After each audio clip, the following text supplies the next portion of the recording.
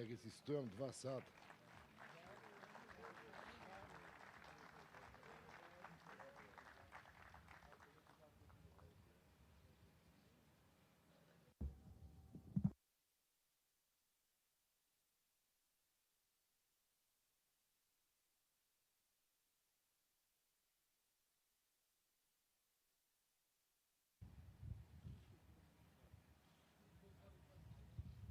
It's easy to build walls.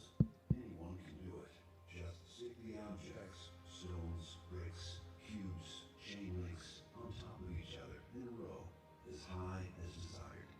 Walls offer security. They protect you from the bad things on the outside.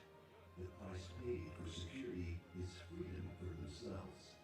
In order to remain safe from the outside, you must stay on the inside, entrapped by fear disguised as security.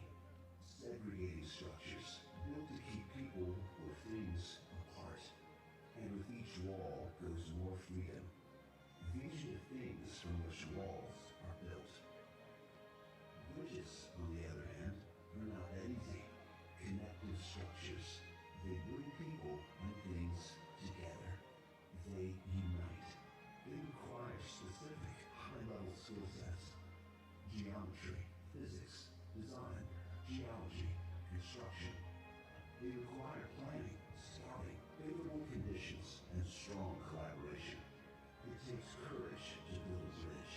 The courage to face the unknown and potential differences. Opportunity is the payoff. Bridges build openness and transparency, and this is the fertile ground upon which progress is owned. We built our bridge. We used mighty pillars on which it rested upon. The Ordered Framework Agreement, the Agreement on Friendship, Good Neighborliness, and Cooperation, and the Prespa Agreement. Instead of a history of dead ends and fences, we'd like to build a future of bridges, open roads, and chances. This is our bridge to a common future. Prespa Forum Dialogue. Ovde ne više.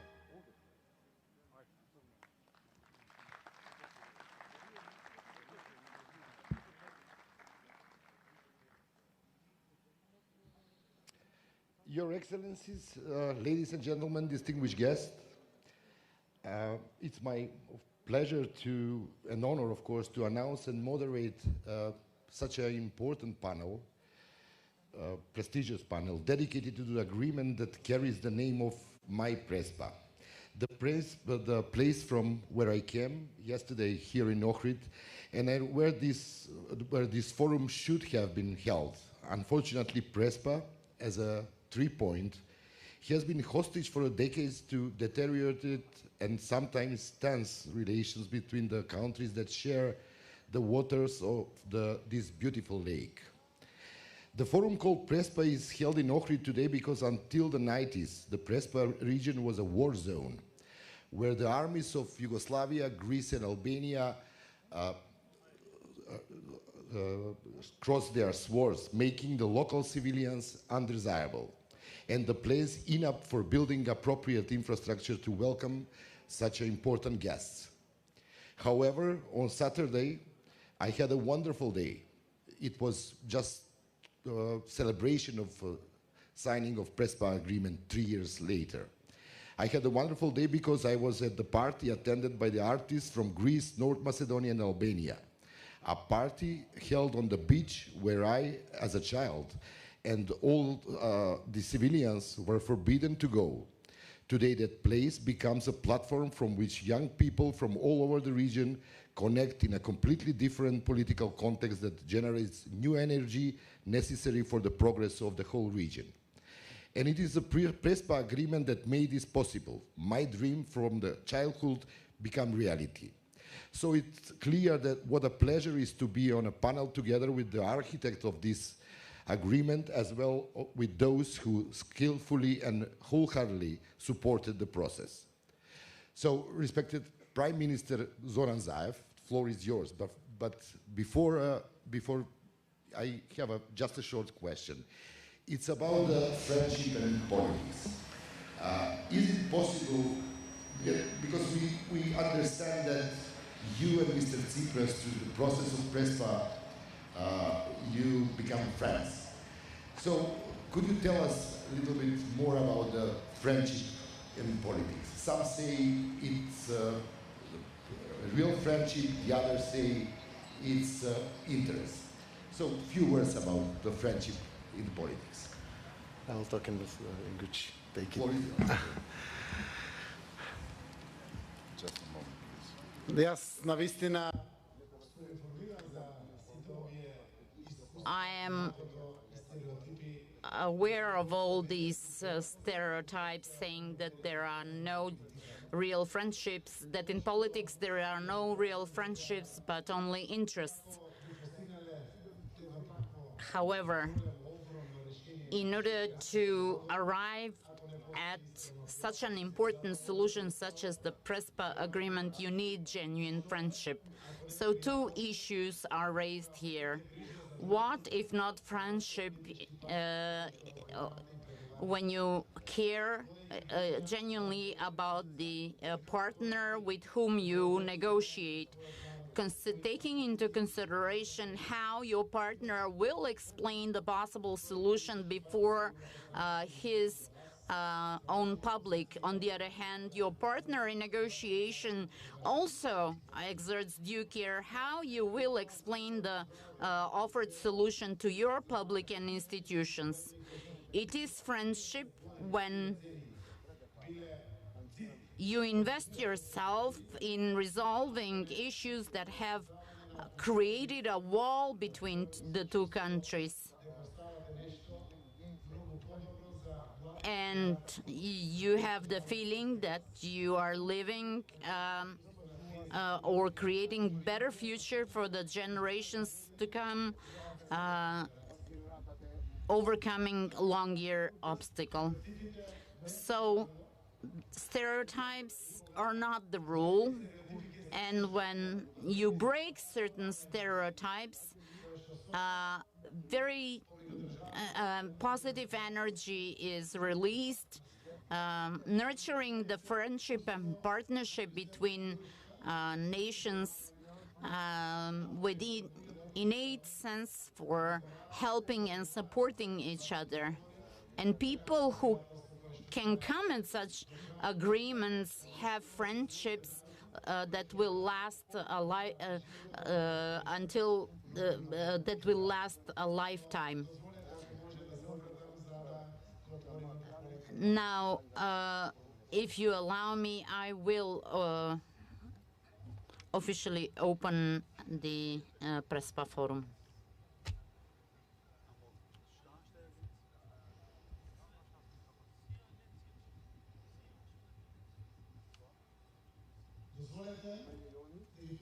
I should like to welcome all guests, dear friends, colleagues, dear Alexis, dear ambassadors, ladies and gentlemen, representatives of the media, citizens following us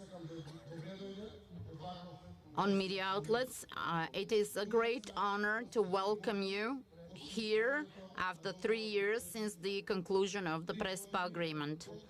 3 years since placing a signature that established a turning point in the Macedonian-Greek relations and opened the Euro-Atlantic integration of North Macedonia.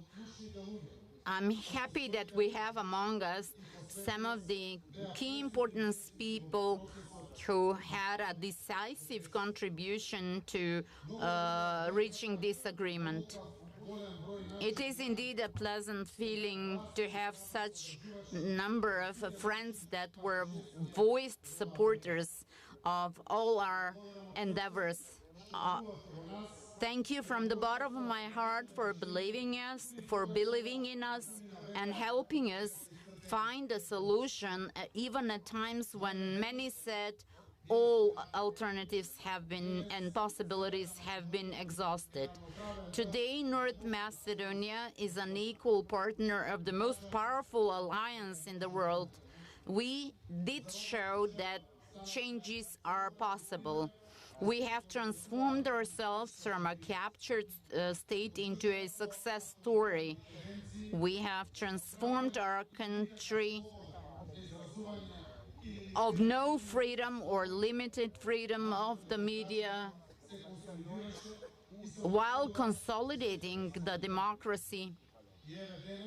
And today, I'm proud that the Prespa Forum dialogue helps us create new democratic values. From today's perspective, I can freely say that the solution of the 3-decade-long difference with Greece, we applied a methodology which has not been known which was not known that far, and we started resolving problems.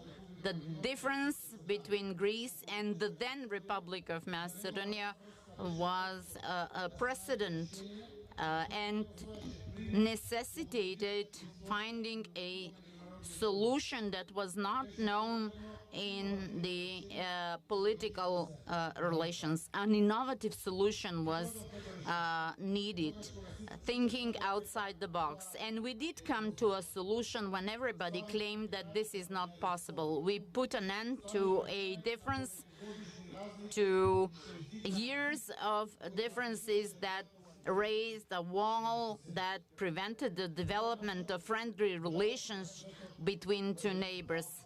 We offered a new image of the Balkans to the world, European Balkans that has the capacities to be free, connected, equally valuable part of the modern progressive world.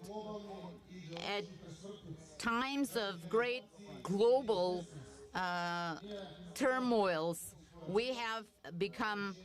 we deliver solutions and we produce peace. We create hope. So, as a leader, you cannot wish for anything more to leave behind you. I have had the honor of publishing many good news. One of them was that a solution was found between Greece and North Macedonia. On the 17th of June, together with Alexis, we announced good news for our two countries. I saw tears on faces of many Macedonians and Greece. We witnessed the emotions both of politicians and other people. Today we know it was all worth it. We have completed our ID at the United Nations. Today we have excellent relations with Greece and seriously improved bilateral cooperation. Today we are partners and allies. Our business relations are growing, and there are already decisions for joint construction of gas pipelines, electric power plants, etc. This is our way of contributing to strengthening the regional regional stability and enhancing the regional development. As neighbors, we are obliged to maintain the peace and cooperate and create conditions for better life of all. In order to reach such an agreement, we needed trust and confidence that problems can be resolved and a clear vision, but we also needed persistence. The agreement was aimed at overcoming the mistrust and the past and build a shared future, joint future. Dear friends, the Balkans have always been a region with especially intensive dynamic, and the international public has never had the luxury of closing their eyes or losing their interest in the Balkans. However, our agreement has set different tones in the Balkans. The agreement put an end to an era and opened a new chapter, both in the relations between the two countries, but also for the region. When you have constructive goodwill cooperation, peace naturally comes. The world accepted that even from the Balkans there could be a success story and a model of resolving issues that can be applied elsewhere as well. It is possible to find a solution when there is will. I and Alexis were fully aware that we are risking our political careers. The political careers are not a sum of political decisions that are used to build up your portfolio from one elections to the others. We chose to leave behind us lasting solutions for our citizens and for our societies, and not only for us personally and for our political parties. This is the approach to be applied towards ongoing and future challenges. These are Europe becoming leaders. What would Europe today say if there were no leaders that undertook such visionary steps? And today we're enjoying the benefits of that vision. The Balkan can and delivers. The Balkan is Europe. Today, based on our experiences on the way to Prespa and the agreement with Greece, we can freely say, and we can freely and rightfully say, that we are Europe more than ever now. Thank you.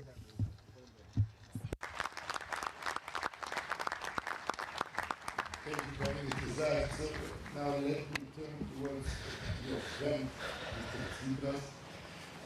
Mr. Tsipras, the process of Prespa was followed by many controversies, rumors that, like, who is behind the process? Berlin, Brussels, Washington. So I would like to ask you, who are the real owners of this process?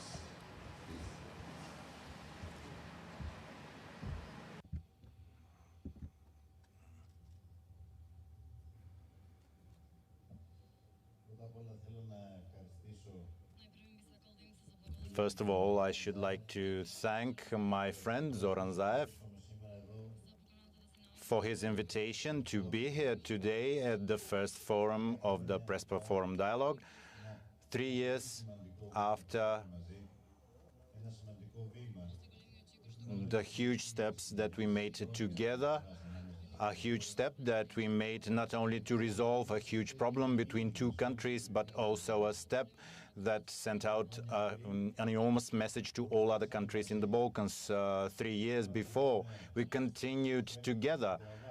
Zoran, I can remember I stole your necktie that day. I have it and I keep it in my drawer for 3 years as one of my most important memories of a brave and courageous step, but also of a stable friendship between us two. I wish to thank the organizers for this important initiative and to answer the question that you posted to me. I feel that it is very interesting, and I wish to answer it not only by looking towards the past, but also towards the future. The first reason for which we arrived at this agreement was that it was the result of a struggle of progressive political forces, of progressive politicians who believed that differences between countries can and should be resolved by finding jointly acceptable solutions and in a peaceful way, which means based on international law. To us, the solution is not dispute, is not war, conflicts, or cold wars. Neither military relations that are based on cold ties, seeing as if you leave a conflict frozen for a long time, then ice starts to melt only with conflicts. This is what we are seeing in many countries across the world, and it takes place continuously. And this is the difference between progressive politicians and nationalist politicians who built as huge walls as possible between nations. But this is the difference, if you wish, between conservative politicians as well, who place and erect walls as they are. They leave them as they are in the same place. Perhaps sometimes they color them in different colors, paint them in different colors, and open doors for economy and trade, but they never try to tear those walls down together with their neighbors, seeing as they are afraid that sometimes that wall could be toppled and will destroy their political careers. We, as progressive politicians, are aware and know how hard it is to tear walls down, but it becomes that much easier if you know how to build bridges with your neighbor. This is what we achieved to do together with Zoran, with Nikola Dimitrov, with Nikos Kozias. And this is a huge achievement for global peace and stability. The first thing is that because we are progressive politicians, and the second reason for us arriving at this agreement is the fact that we never felt, and I'm answering directly to the questions you posted to me I'm talking about the moderator, we never mentioned that this problem can be resolved by someone other. If they could do it, they would have done it years ago. We had a very warm support by the United Nations and by Mr. Matthew Nimitz, by the international community, by the European Union, and by the United States. But we never asked the political will and search for political will in some other countries or at some other places to come up with a solution. I only wanted to remind you where we are at. In 2016 and 17, the European Union decided to freeze its enlargement towards the Balkans and was not changing its position. Even when in our region there was the largest migrant crisis, refugee crisis raging after World War II, and when countries were turned one against another in resolving that problem. The European Union, unfortunately, was not changing its position even when there was a political and ethnic crisis in the Western Balkans countries, and third powers were actually strengthening their influence, and European influence was gradually reducing in the region. We were the ones that managed to convince the European Union to once again look at the Western Balkans and unfreeze these processes across the Balkan countries, and we, as progressive politicians, took to the task to find a good solution. We said that we would not accept for the Balkan countries to return to a state of conflict and nationalism. But unfortunately, we are now seeing that in spite of these enormous efforts, we are once again stagnating. I'm comparing this to the European Union and the state of affairs in the European Union. The European perspective of Albania is also stagnating. And this is why I should like to send out a message today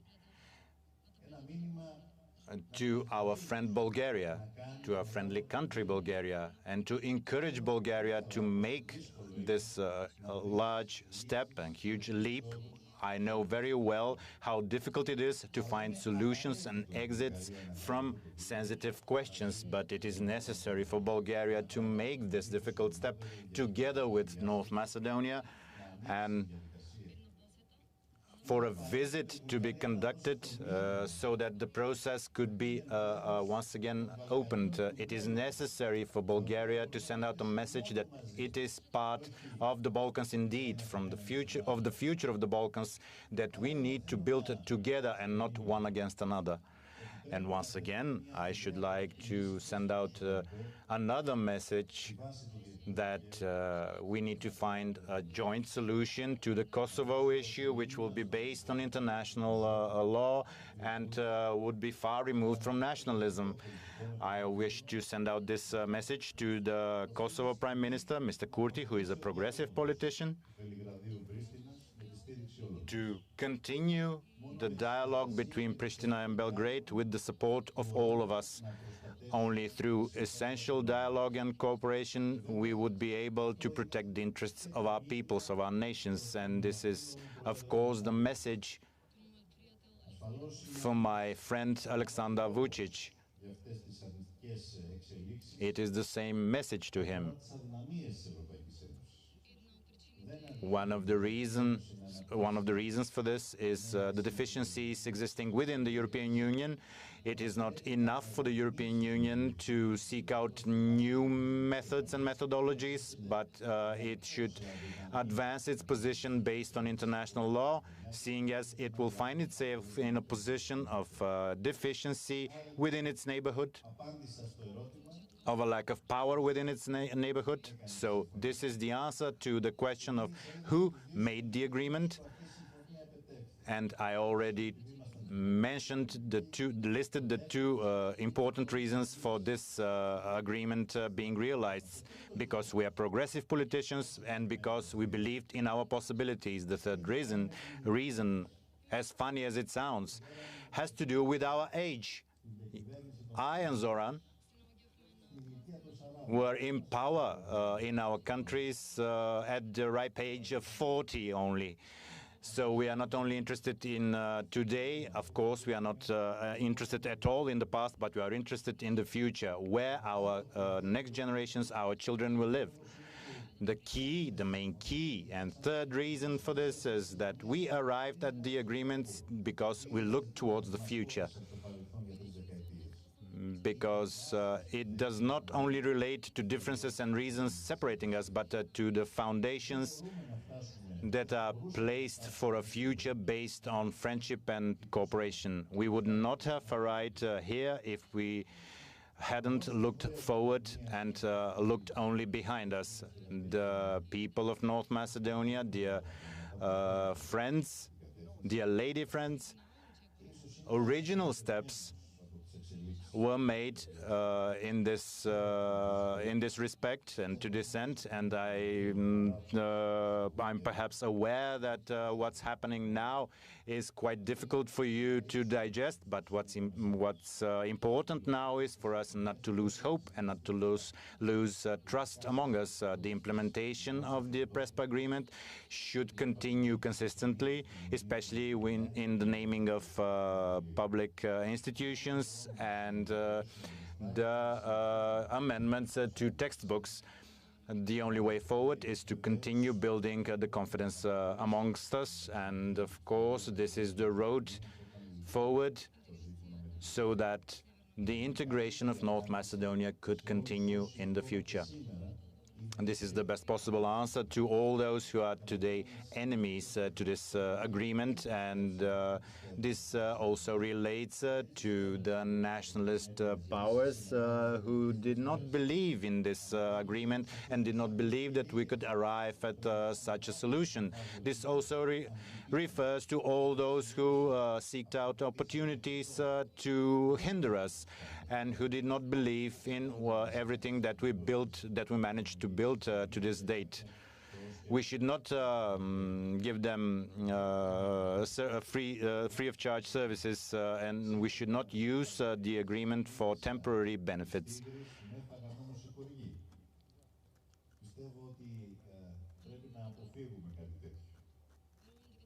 I believe that we should avoid tigers or hawks. We should not leave secondary questions to prolong the implementation of the agreement, and this is why it is hugely important for Greece as a true factor of stability to monitor more intensively and continue the implementation of the agreement by taking crucial steps, and to host this year the second Supreme Cooperation Council, so that many new secondary agreements could come to the fore and could be realized, to verify the two memoranda and the agreement that is still pending, and of course to continue negotiating on trademarks. We are going through a very important period here in the Balkans. As we are going out of the pandemic crisis, there will be steps that will be returning us back, but we should not allow that. As it was proven in history, the future of Europe depends on the future of the Balkans.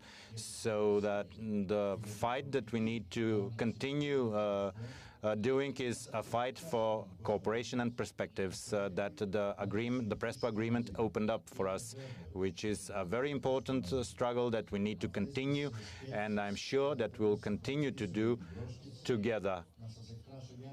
With these thoughts, I'd like to thank you for your invitation and to say that I'm very grateful for being here today, and also to express my strong confidence that the agreement is indeed an example for other countries, other nations, not only in the Balkans, but also across the world. Thank you very much.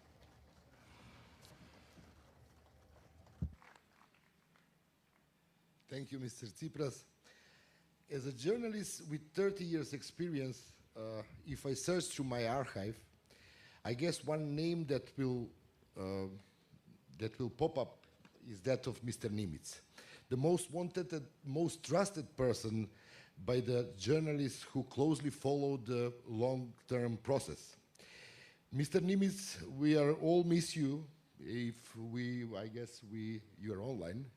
We all miss you being here with us, but however, it's a great pleasure to have you with us online from New York. We understood from Mr. Tsipras that the owners of this process are Mr. Tsipras himself and Mr. Zaev. But I would like to ask you how important for you, for your efforts, was the involvement of the US and EU and European Union diplomacy, and of course the prospect of European integration processes. Thank you very much, moderator, and apologize for not being in Belgrade personally. I'd like to talk, as you say, about the Prespa agreement and some of the aspects of it today and tomorrow.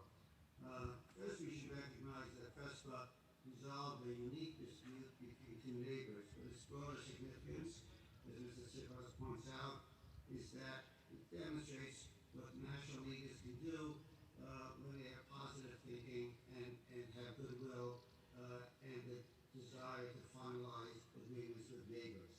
And leaders in Southeast Europe today should view Prespa as a motivating example of what is possible. Let me say a word about implementation. Those of us who negotiated this agreement, we understood that implementation would take time and real determination and hard work. Changing the official name of the state of the United Nations took one day. Changing thousands of documents, nomenclature, signage, insignias, sports uniforms, this is the work of many people over time. And to maintain trust and legitimacy, I think it's very important that the parties continue to implement the agreement in good faith, with speed, determination, and attention to detail. But there also needs to be an understanding that this is a difficult and sensitive process that takes a certain amount of time. To my mind, implementation has, on the whole, been much more successful than many of us would have predicted. Let let me look at the big picture after 3 years. On the whole, the Prespa Agreement enjoys legitimacy and wide acceptance.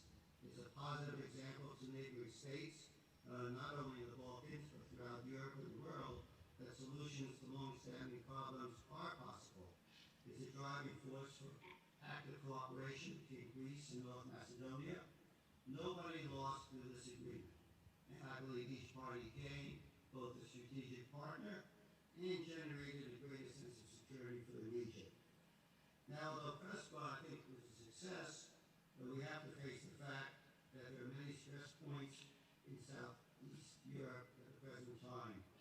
This is a region of small and vulnerable states in a globalized world. That the world overall exhibits an increasing level of tension and substantial risks. The Balkan region for thousands of years was dominated and fought over by large and powerful states and empires, from ancient Macedonians and Romans to the great powers of the modern era. And given globalism, for the first time, far-off powerful states like China also have an ability to play a role in this region. To my mind, the critical challenge for the Balkan states is this: how can these small and somewhat vulnerable independent states navigate successfully in an age of globalism that is dominated not only by great powers and ambitious regional powers, but also impacted by questionable non-state actors and global corporations like Google and Huawei and Pfizer, with their tremendous influence and importance. So let me suggest 2 priorities for leaders in the region. First, and most appropriate in the context of this forum, is putting greater efforts on solving regional problems. Let me suggest we all take a moment to let our minds focus on a map of the region. Most of us know this map by heart. If I close my eyes, I can still see the region. In terms of geography, it does not change. That is the most important data point for thinkers about foreign policy, especially in the Balkans. Nations are stuck where they are, adjacent to their present neighbors. That's why your first priority has to be to resolve regional problems yourselves, not waiting for them to get worse or for outsiders to come in and exploit them. The Prespa Agreement is an example of what is possible between neighbors who face geographic reality. In Athens and Skopje, thoughtful people came to this conclusion, that if one is going to live alongside a neighbor forever, then why not place the highest priority on creating a positive relationship? This is a conception that others in the region need to take to heart. An example is the present difference between North Macedonia and Bulgaria. It cries out for resolution based on this fundamental principle, namely that harmony in the neighborhood is a value of the highest importance. In my experience, disputes over territory are ultimately settled by drawing a boundary line. Disputes over economics are ultimately settled with tariffs and economic adjustments. But disputes over matters of identity and history, they are more difficult to resolve because of their very amorphous nature. So what is needed first is to establish a calm and positive atmosphere, and second, to pursue a respectful dialogue within an accepted process to find formulations that satisfy both sides without stepping over red lines. I emphasize a respectful dialogue because listening to one's protagonist with respect and an open mind is necessary to find possibilities for agreement. Only with the active involvement and goodwill at the highest level can these types of disputes be put to rest as we go from Prespa and remain at rest over future decades. In the context of not only finding solutions to regional disputes like that between Bulgaria and North Macedonia, the assistance of outsiders are often helpful. And the European Union is an obvious example of a supportive interlocutor that has an important role in the region. My own country, the United States, has long been a constructive friend and cares greatly about security and economic growth in Southeast Europe. But I would make this important point. Settlements of differences in this region will be stronger and longer lasting if they are accomplished largely by the parties themselves, talking face to face, rather than relying excessively on the involvement of outsiders. This is the point The success of Prespa, to me, was due mainly to the fact that the two neighbors at the highest level worked out their differences directly. So my first priority is resolving regional problems yourself, and not waiting for outsiders to attempt to settle them for you or possibly exploit them to your detriment. My second priority is recognizing that small countries cannot go it alone in this fast-moving and troubled world. This is true everywhere, but particularly so in the Balkans. To be successful, small states need to integrate into the global community. And for all its risks and complexities, the optimal solution for the countries of the Western Balkans, in my view, continues to be total integration into the European Union and the North Atlantic community. This is an unfinished process, and unfortunately it has slowed down. I am convinced that history will not be kind to those who are failing to complete the process of EU enlargement throughout this important part of the European continent. As realists, however, we have to recognize that present geopolitical realities have created some unfortunate obstacles in this process. Given the slowdown, efforts are being made to promote various forms of regional integration within the Western Balkans. To the extent these initiatives are consistent with the larger process directed at full EU integration, I think they should be encouraged. But if these regional initiatives are a subtle mechanism for delaying or avoiding the EU enlargement process, then I'm afraid they may turn out to be an unfortunate diversion. Over the long term, I firmly believe there is no alternative to pursuing the goal of full integration of Southeast Europe into the European Union and the North Atlantic European security system. Finally, recognizing that the process of European integration to Southeast Europe has slowed down, I urge national leaders to take advantage of this downtime to redouble their efforts to resolve regional disputes bilaterally, and also to pursue vigorously critical domestic priorities, and thus demonstrate their commitment to best practices on a global level. These domestic priorities, in my view, must include strengthening public administration, rooting out corruption, and upgrading substantially the level of education throughout Southeast Europe. Thank you very much for your attention. Thank you. Thank you, Mr. Nimitz. Please, thank you, Mr. Nimitz. Please stay with us because you are the star of this evening, and we'll discover to our guest why on the end of this panel. North Macedonia is a colorful country rich in many cultures, confessions, and languages. That's how it was defined with the Ohrid Agreement signed back in 2001. The colorful puzzle is nice, but sensitive and not always easy to be handled. So, Mr. Ahmeti, you were an important part of Prespa process also. Could you tell us how challenging this process was for interethnic relations in North Macedonia?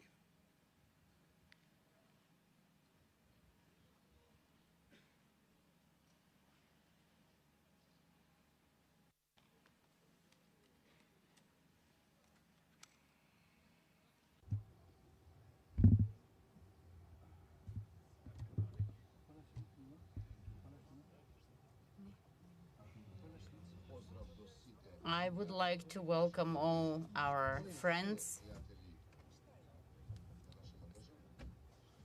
I welcome all friends of our country. Next to me is Ambassador Riker.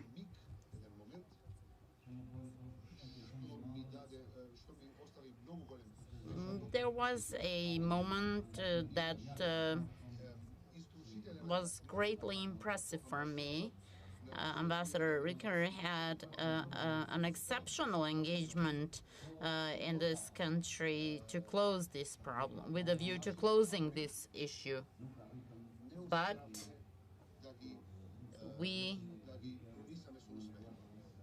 at that time, we didn't manage to crown our efforts with success. Mr. Riker was appointed to another position, Deputy Secretary, came back to the United States, and there was, but I we agreed to meet again, but the fact is that I don't like traveling by plane. And Mr. Riker told me, Ali, I have told all high officials, listen to him carefully because he must have great problems if he took the plane to come to the USA. So at that time, our country was threatened from the Middle East.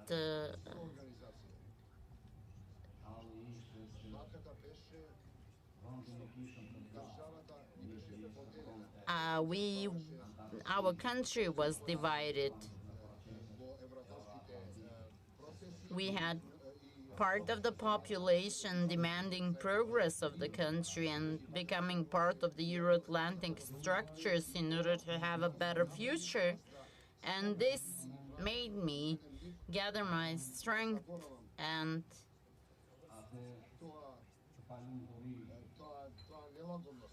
forget that I don't feel comfortable traveling by plane.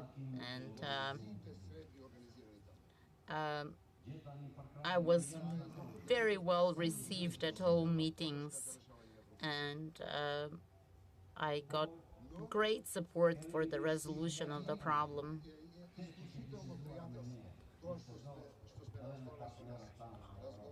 I also felt and saw the friendship, and I had such meetings of support with European countries. Our intention was to build peace and to ensure the peace, the future. With all efforts made by Washington, Brussels, because we have been pursuing for 20 years this problem, a solution was ultimately found. So I welcome the courageousness of Mr. Tsipras and Mr. Zaev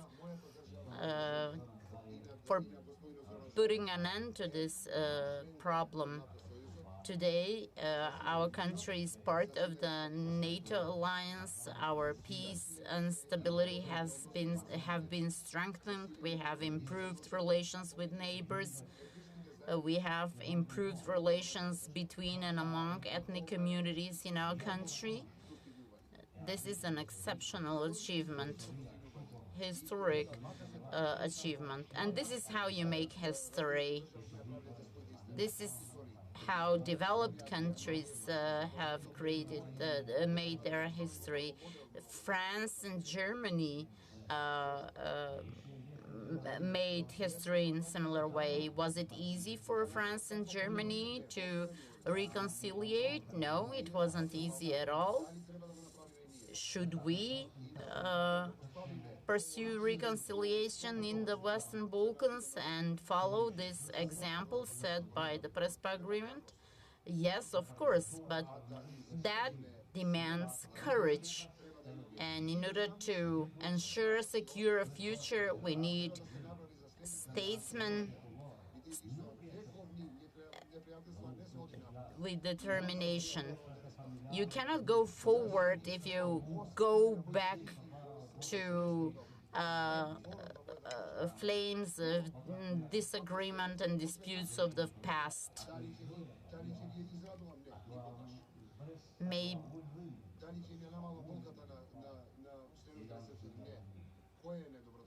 what would be the best solution then? Of course, reconciliation and integration of the region in the European Union and NATO. That's the only way of going forward. That's the only way of having a functional state. At my meeting with Mr. Lajczak, I asked him, let us close this black hole in the middle of Europe, because Balkans do belong to Europe.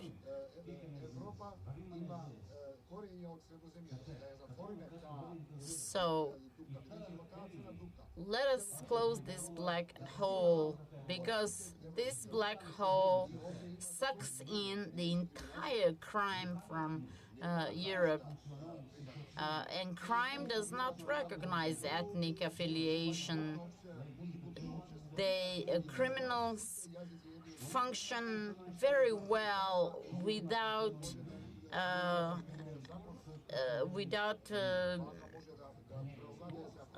any problems with belonging to different ethnic communities. We want to be part of Europe, and we want European standards applied in our country. Thank you.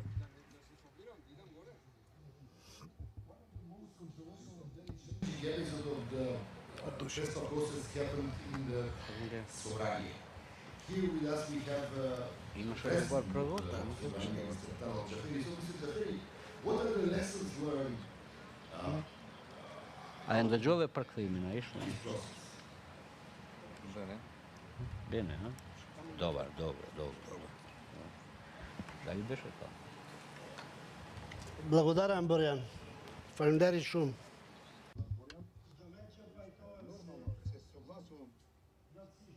I agree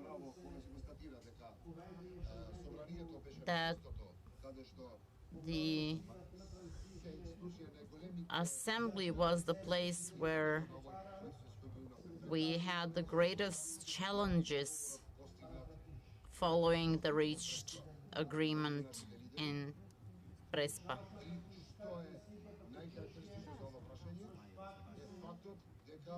The fact that this challenge or this problem took place, it is a fact that this problem unfolded before the eyes of our own public and the public in the region. Speaking about challenges, I believe no one should forget two key importance key aspects of the work of our assembly. These are dark moments of the work of the assembly. I hope we have all learned the lesson from those events. And these events affected the democratic maturity of North Macedonia. I'm referring to the 24th of December and the 27th of April 2017, dates that we should never forget. And we should focus our hopes to the future. In order to overcome these challenges, of course, we needed reason, especially when it came to the events of the 27th of April. This situation required wise decisions and political will in order to open the room for political dialogue, and why not for reconciliation among and between political parties in order to clear the path for going forward.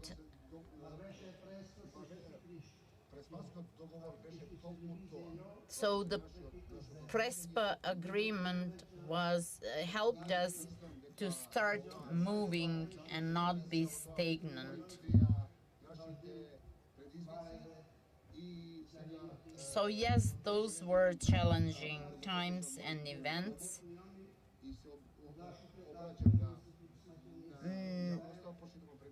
Dear Prime Minister of North Macedonia, dear Minister of Foreign Affairs, ministers, dear friends, ladies and gentlemen, dear citizens of North Macedonia, The Prespa Forum dialogue has been called Prespa Forum not by chance. And it's not by chance that it's held in Ohrid, because they both, Ohrid and Prespa, carry great symbolism. In Ohrid, we have consolidated our the inter-ethnic relations by signing the Ohrid Framework Agreement, which helped establish peace. In Prespa, we signed the Prespa Agreement. By that, Greece now is a supporter of our Euro-Atlantic integration. So the idea of this forum is that North Macedonia, not only declaratively, but shows that it is a factor of stability in the region, of course, with the assistance of the EU and the USA. The country found ways of closing issues that have been burdening us for a long period. This is a difference which at times seemed unsurmountable, impossible to be resolved, but the Prespa agreement is an agreement of opportunities. We stand ready for constructive dialogue with our neighbors. This agreement strengthened or consolidated the profile of our country in the United Nations. The flag of North Macedonia is hoisted in front of the headquarters of the United Nations, and we contribute to global security, and we defend democratic values of contemporary world. We can see the effects and results of the Prespa agreement, both in political and economic terms, also in terms of infrastructure and energy. I, as the president of the Assembly of North Macedonia, I can witness the improvement of the parliamentary cooperation following the agreement. The Assembly, as the legislator, has supported unconditionally the adoption of the legal framework, enabling the conclusion and the implementation of the Prespa agreement. Sovereignty and respect are the basis upon which our relations are further built,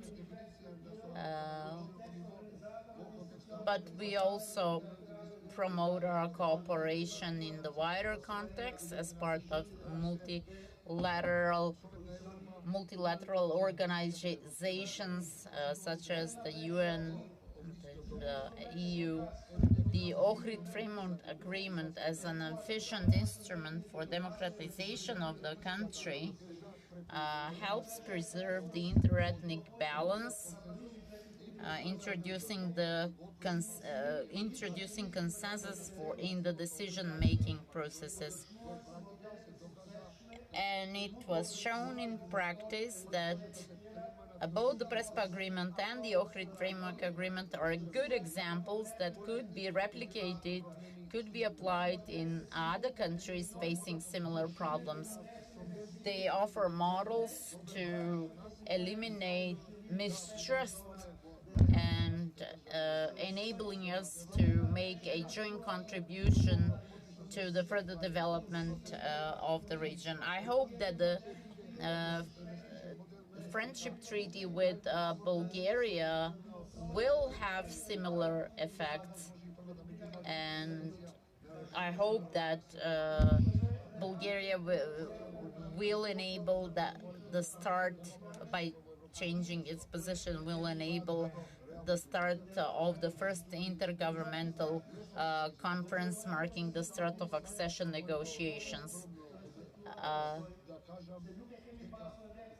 I would like to conclude that it has always been difficult for us, but if there is tolerance and will and goodwill to make compromises, when you have political courage and you do care for the future of your children and the country, then you can make these difficult decisions. The Prespa agreement was closely followed and backed by the U.S. diplomacy. Here with us, we have somebody who is very much familiar with the past and the present of the situation in the region, Mr. Phil Ricker. Mr. Ricker, could you tell us something about the legacy of the Prespa agreement? Does Prespa have the potential to set the standards to resolve other disputes in the region? Thank you, Borjan.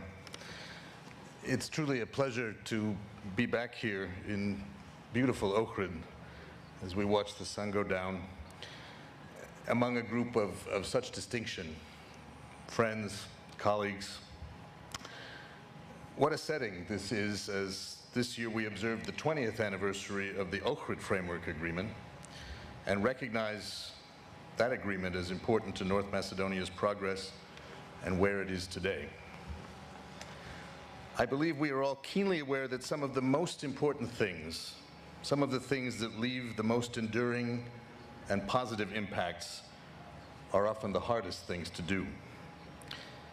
The Prespa agreement took concerted diplomatic courage from leaders of North Macedonia and Greece, including friends here. When we reflect on its legacy, even as that legacy continues to evolve, what stands out to me and to so many Americans is that Prespa set a standard for the rest of the region, indeed for the broader world, in how to resolve peacefully outstanding conflicts through dialogue, and confirmed to us all that leaders of the Western Balkans were up to the challenge. That future-minded thinking opened the door to NATO, and the United States, I personally, was proud to welcome North Macedonia into the alliance early last year. The Prespa agreement has already brought concrete benefits to both North Macedonia and Greece, ushering North Macedonia into history's most successful alliance, reaffirming Greece's commitment to the Western Balkans, and furthering our shared goal of moving North Macedonia closer to EU membership. Building on that achievement and moving towards further European integration has not been easy, and the work here is definitely not yet complete. But it is important to recognize the role this country is playing in furthering progress, not just in this region, but more broadly in Europe and across the transatlantic community. The United States of America remains intently focused on the Western Balkans as a linchpin of our vision of a Europe whole, free, and at peace. Our new Western Balkans Sanctions Executive Order helps reinforce that goal by promoting accountability, encouraging progress toward effective and democratic governance, incorporating important regional developments such as the Prespa Agreement, and recognizing that the full integration into transatlantic institutions is what we desire and expect, and to dissuading actors who seek to undermine this progress. I'm reminded very much of what one diplomatic colleague told me once about the Balkans. It's a region that produces more history than it can consume. But indeed, history provides us context. History can't be changed, but it can help us learn and can change the future. But geography is for real, a reality. I'm very much reminded of what a United States senator said to me here in 1999. He said, "Phil, what happens here matters." That senator was Joe Biden. The Prespa agreement has improved collaboration on energy, on defense, and on trade between Greece and North Macedonia. We are particularly pleased to see steady progress on the natural gas interconnector, which would allow North Macedonia to import natural gas from global suppliers, including from the United States. This interconnector will not only bring greater flexibility and energy security to the entire region, it will quicken the region's transition from lignite and bring it closer to meeting carbon reduction goals, clearly in line with President Biden's climate goals about raising ambition and looking for new opportunities. North Macedonia has demonstrated leadership in the defense arena. We recognize the NATO alliance faces a range of 21st century threats, including from Russia, as outlined in the NATO 2030 agenda, adopted at the NATO summit just 2 weeks ago, where President Biden sat at the same table with Prime Minister Zaev.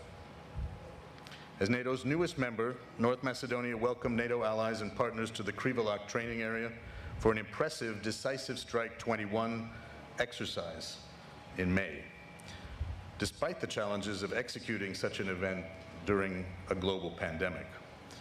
And North Macedonia's defense cooperation with Greece, which assists in air policing missions over North Macedonia, is a powerful symbol of how the Prespa agreement has bolstered the entire region's stability. Agreements like Prespa, membership in NATO, and eventual membership in the EU lend the stability that foreign investors look for when considering where to invest. But beyond foreign investors, as Prime Minister Zaev likes to say, Prespa has benefited everyday citizens too.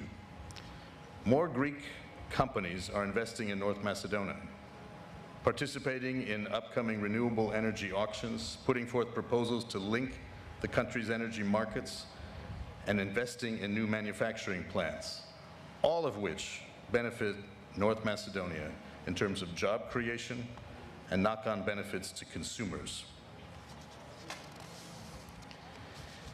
As the participants here on this stage and in this audience demonstrate and attest, the international community recognizes the significant progress North Macedonia has made and the courage it has taken to achieve solutions to the challenges this country has faced.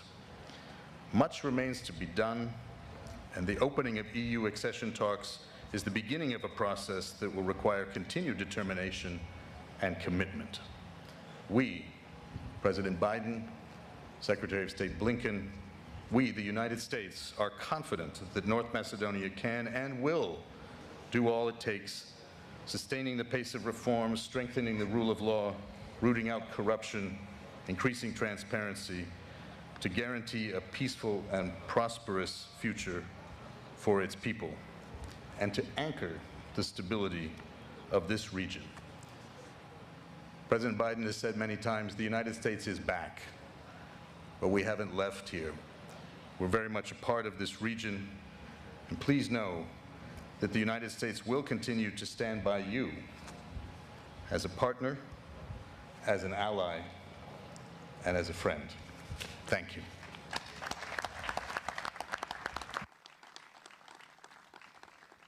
Thank you, Mr. Ricker.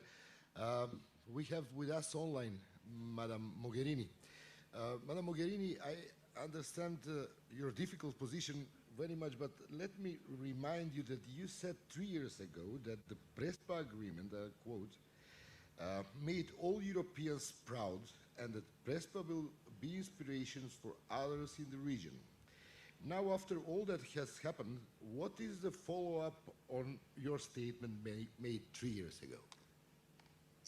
Well, first of all, let me thank you all for organizing this. It's great to see you, even if only at distance. I am sure that all friends there, starting from Zoran and Alexis, know how sorry I feel I cannot be physically with you now. But it's a great emotion to see you all there and great memories coming back again. And this is a perfect start for me to say, I would repeat that sentence again and again, not only today, but I'm sure I would say the same 2 years from now. And let me say that I remain convinced that the Prespa agreement made not only myself and all colleagues in the European Union and across the Atlantic, as we just heard, proud, but also I think was a great inspiration for the region. Why? Because as both Zoran and Alexis said, the agreement showed that, first of all, no problem is irresolvable. Every issue, every disagreement, every dispute, any of them has a solution.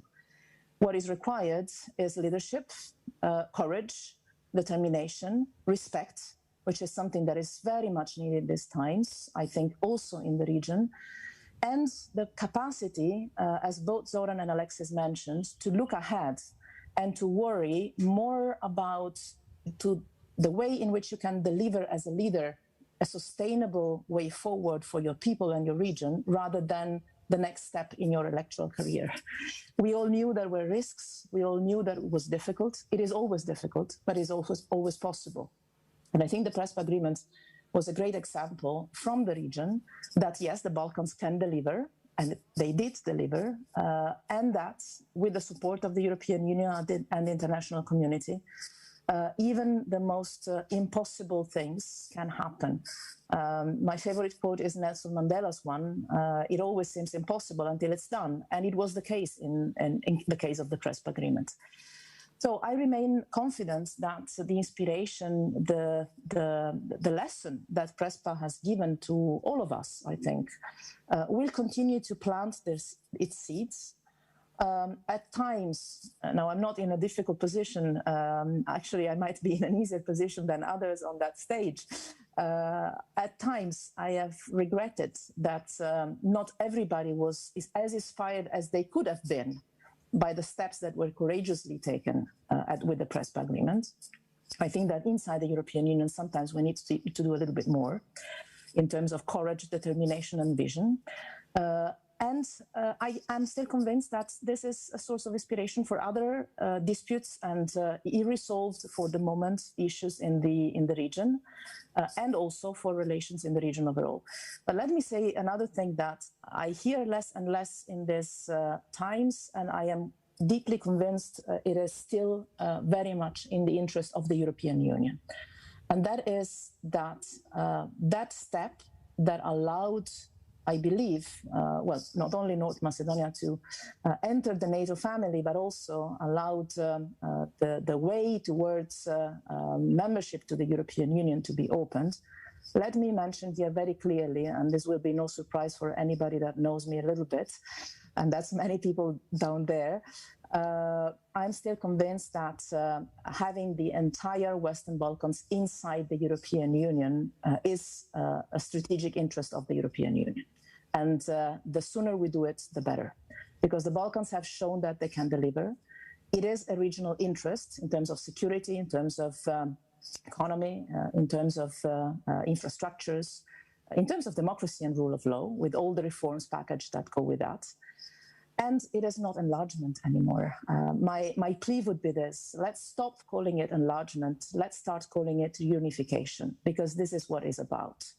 It's unification of the European continent, and it's for the first time after the very beginning of the European integration process, quite some decades ago, it would be for the first time new membership that would be linked to reconciliation in a post-conflict area.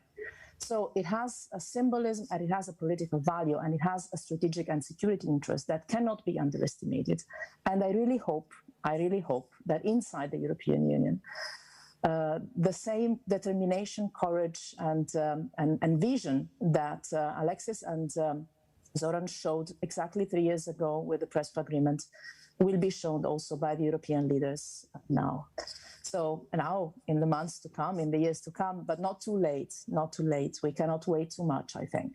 So let me wish the region all the best.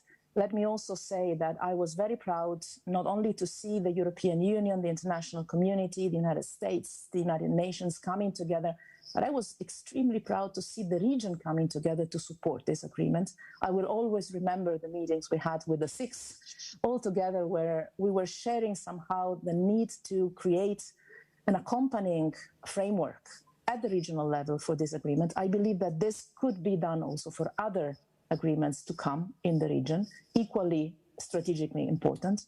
I think the region has the potential to come together, even if from time to time it derails.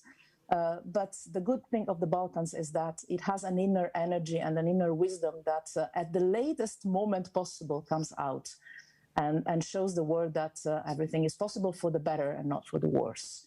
It's something that, as an Italian, I share with the region. I think we have the same DNA. And I think that the Prespa Agreement will not be the last positive example that the region will offer Europe and the world. I'm confident about that. And I hope I will also be confident, be able to be confident in the wisdom of my fellow European Union friends and former colleagues, especially in some member states, to move forward with what is a strategic interest of the European Union itself, not only of the region. But thank you very much for having me, even if only at distance. Looking very much forward to seeing you, hopefully at the next edition of the forum, or even before that, if we will be able to meet soon. And I wish you all a great continuation of this forum, and congratulations for the initiative, because I think it is really extremely important. And by the way, just the last word, as director of the College of Europe now, I'll try to encourage as many students as possible to come, to mix, to mingle with their fellow colleagues of the European Union member states. Thank you very much, and have a good continuation of the evening. Thank you, Madam Mogherini. We have with us one of the important players that made the story of Prespa successful, the Vice President of the government, Nikola Dimitrov. Mr. Dimitrov, one of the key energy booster, if I may say, for you during the process was the prospect of the start of the negotiation for EU membership. So, from this perspective, we won NATO, but an important part of the story which led to Prespa is missing, negotiations for membership. Do you think that you would have been able to put the same effort, knowing that the start of negotiation would be postponed for, and it's difficult to say, foreseeable future? By the way, I would like to ask you, because I know that you have many episodes that you remember well during the Prespa process, to share with us some anecdotes from this process which could illustrate the substance of the Prespa agreement. Много е ризично. Благодарам на прашањето. Thank you for your question. It's a great honor to be here, to be near the end when we have 10 panelists, and I believe that we will have a challenge with the attention and the patience of the public. On the other hand, we have an inspiring public, and when you have a politician in the audience, you're running a risk. I'm going to say what a great success the Prespa agreement was. I believe that I will start with the condolences to one of my former interlocutor from the Adamantios Vasilakis, who this year passed away.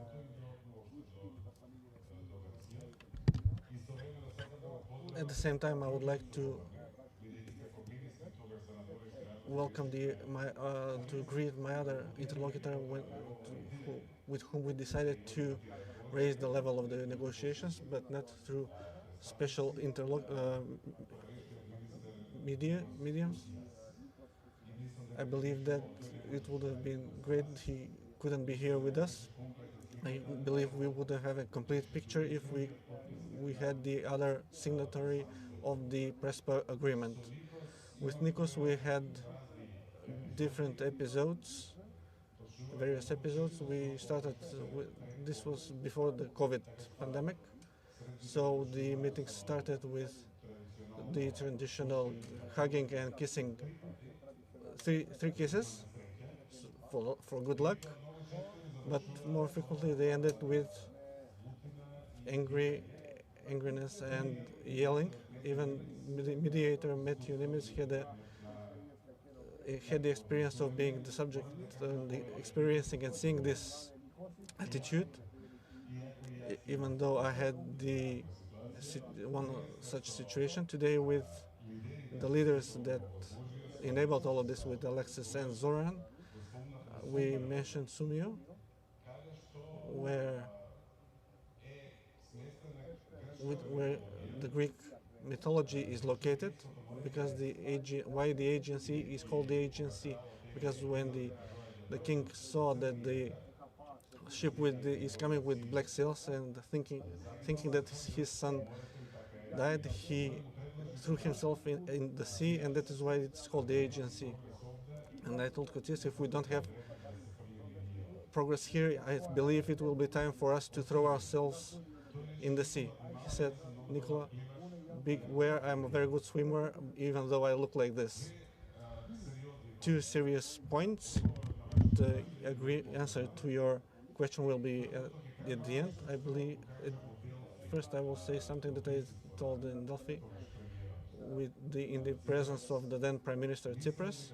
I believe that what he did for Greece made Greece greater, without then changing its territory, because the behavior towards your neighbors says how great a country you are.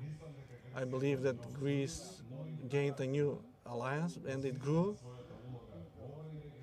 in terms of its role in the region and in Europe.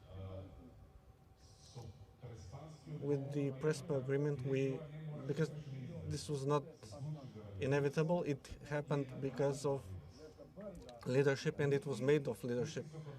The pressure from the outside would not have led to an agreement if there was no leadership. The second point on regarding your answer, the Prespa agreement for me is a rounding off of our statehood, which was in a way an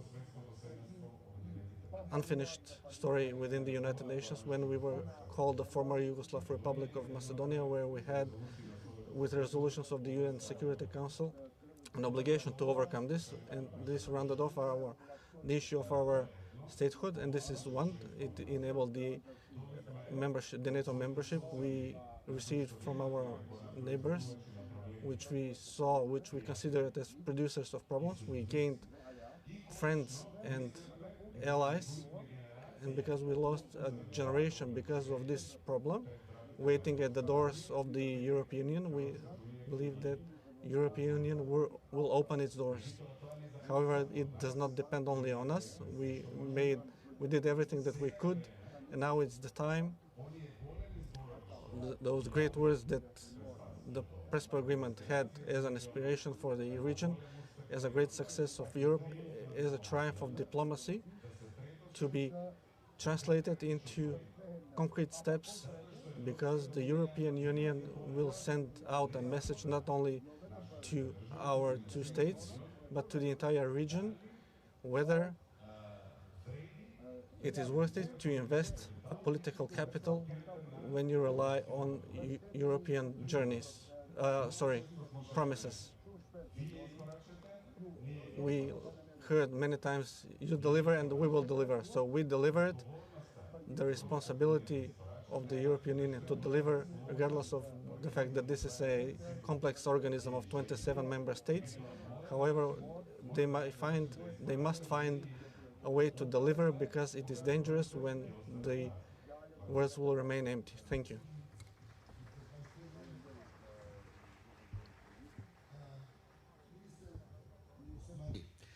There are many conferences, forums around the region. So, as value of the Prespa Forum for that? Thank you so much. Let me first warmly welcome you all to this event here in Ohrid. By the way, Ohrid and Struga are known as the Pearl of the Balkans, and not only because of their beauty, but because of their uniqueness and multidimensional nature that sort of reflect everything that the region entails. But there is a symbolism behind the reason why we have gathered tonight in Ohrid. It was here that 20 years ago, the historic Ohrid Framework Agreement was signed. Today, is it assessed as the most successful, internationally mediated peace agreement in the territory of ex-Yugoslavia. An agreement that set forth the frame to build the functional multi-ethnic democracy that we are so proud of today. That set new standard, but also paved the way for the two other agreements that came later. One signed also on the shores of another lake, this is the Prespa agreement, but last but not least, the friendship treaty with Bulgaria. The first one brought internal cohesion, and the two others opened a new chapter of opportunities with our neighbors. I think that the three agreements are milestones of the modern democratic state of Republic of North Macedonia, the milestone of our unique and authentic story that we want to share with the world tonight. And the inspiration behind establishing this platform, which aim is to promote reconciliation, to promote political dialogue and cooperation. But also from this short historic distance, I think that the results give us the right to conclude that the three agreements are also a roadmap for the region, showing the direction how the region to achieve the strategically set goals of EU and NATO membership, but also to relieve us from the term Balkanization, which is a pejorative word for the regions, synonymous with quarrels, with discords and misunderstanding imposed as much as by geography as by the historic circumstances. I think that we as generation are proud that we are creating history itself, instead of being prisoner of history, which is a result of combined circumstances of 100 years ago. And generation which did not allow to be prisoner of fate, but to have the freedom to decide. And this is, of course, it has a price. It is costly. It requires commitment, it requires sacrifice, it requires courage, but most importantly, it requires clear vision for the future. And this is what all the Prespa Forum for Dialogue is about. In the name of these principles, we signed the three agreements out of which none, and this is important, none emerged as arrogant winner or as humiliated loser, but everyone got something worth preserving, whether it's pride or dignity, but most importantly, peace, stability, prospect for the future. And with the commitment of this statement here, but also with the indispensable support of Euro-American friends that honored us tonight with their presence, and most importantly with the support of our citizens who had confidence in our vision, we signed these three agreements that made the pillars of this new authentic story that we want to share with the world tonight. And is everyone happy? Certainly is not, and we do respect the different opinions, and we understand the different opinions, but we will not stop convincing everyone that the region needs to replace trade and hatred and misunderstanding with friendship, with reconciliation, with trust in the name of better future. And again, I would say Prespa Forum for Dialogue is all about. And someone, of course, would ask a question, if you have signed already the agreement, why there is a need to establish this, this platform? And my answer would be, of course, yes, you're right, it's important. The most important step is to sign the agreement, but it's not sufficient to achieve the goals. And there are several reasons for that. One is that the wounds of history have left deep scars that, of course, are difficult to heal, and not everyone is ready to trade the past that separates us with a future that unites us. And second, agreements are not perfect. And if you don't meet the side effects of the agreement, they can be a source of misunderstanding and misinterpretation that can cause distress among our citizens, but also can be readily hijacked by different global actors for their gains. And third, we have established this new strategic culture where bright future takes precedence over the dark past, but we are aware of the latent trauma that in time of turbulences, irresponsible politicians, of course, can elevate them into a storm and with severe consequences. But these are only challenges, and our goal and our mission is, as I said at the beginning, to de-Balkanize the region in terms of removing the burden of this pejorative word. And I'm happy that we are doing steps in that direction. I just want to announce that last night we had the kickoff meeting of our new regional initiative, the B6 format of meeting of foreign ministers from the Western Balkan 6, an authentic initiative of the region with an aim to regularly meet ahead of important international forums, since we believe that if we are coordinated, if we speak with one voice on the areas that we have common interest, we will exert better, more influence over the processes that are important for us. And I will stop here. I would like once again to thank you for being here, to wish you a fruitful discussion, and please enjoy Ohrid, enjoy the food and hospitality of our citizens. Thank you very much. Thank you, Mr. Gorosman. Let me turn towards one and only lady we have present tonight on the panel, and but also one and only politically involved in both processes, Prespa and Ohrid. By the way, one of the initiator of this Prespa Forum for Dialogue. Madam Shekerinska, what are the similarities and what are the differences between two very important agreements? Well, thank you, Borjan. Yes, I noticed several faces that were with us, around us, and supporting us, both during the difficult days of Ohrid and Prespa negotiations. And I have to say that it's a privilege to see you in good times, because usually you were around us in very difficult times. I have to say that the two lakes and the two agreements that carry their names have the same mission in mind.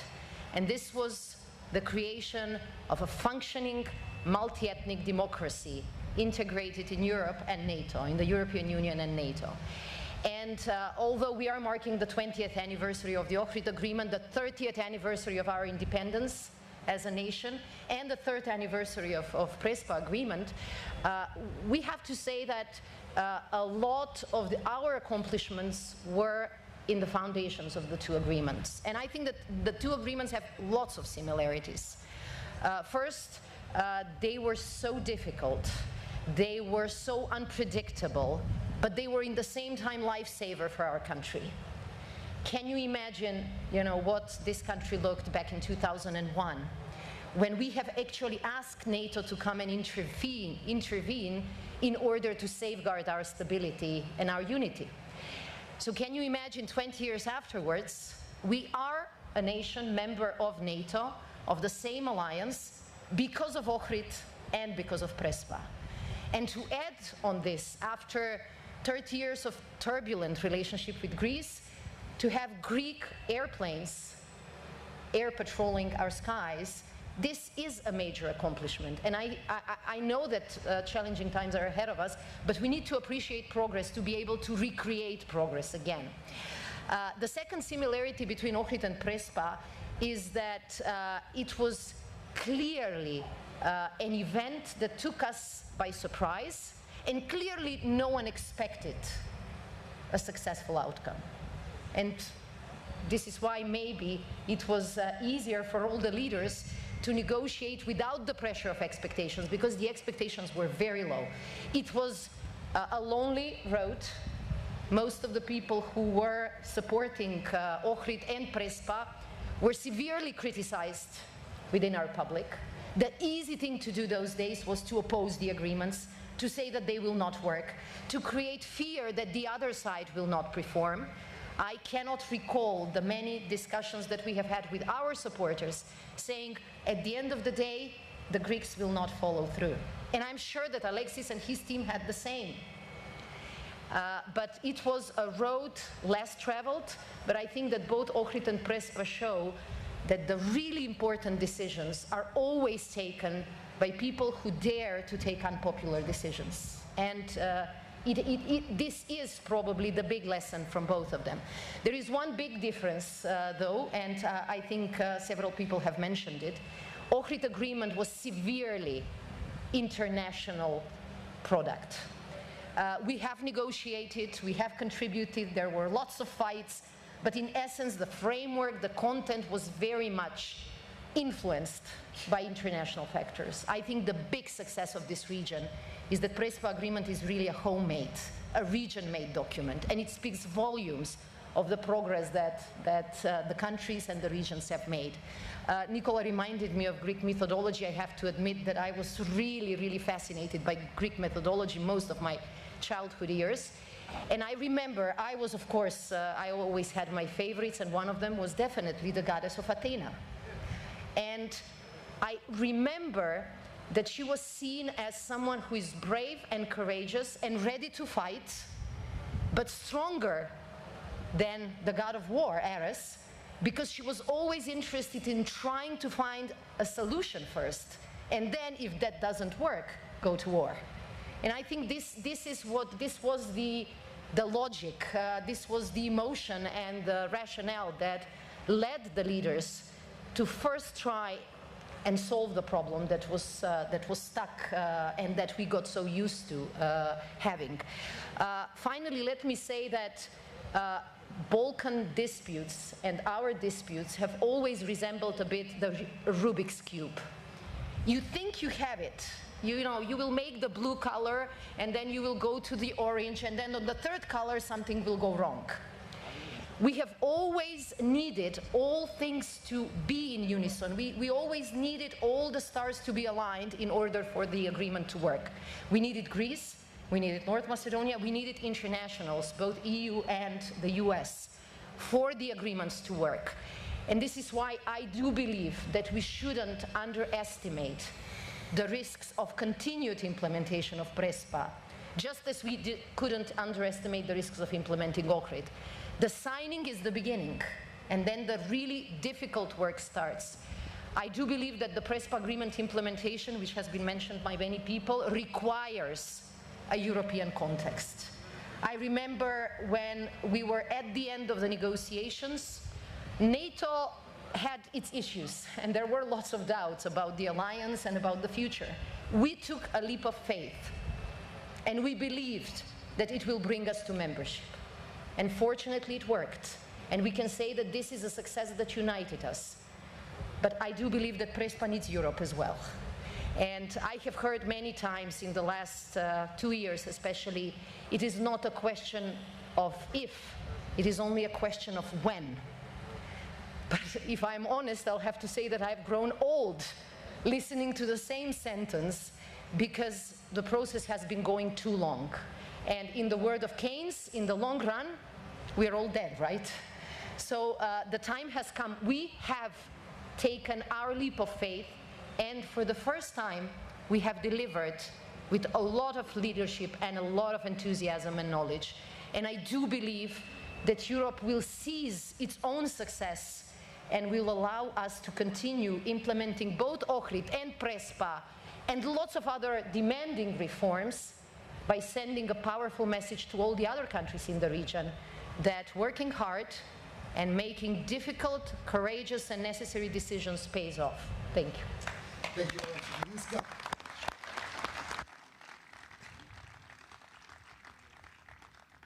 We have online Mr. Lord Robertson, one of the great friends of North Macedonia and somebody who put a lot of efforts to make both story of Prespa and Ohrid successful.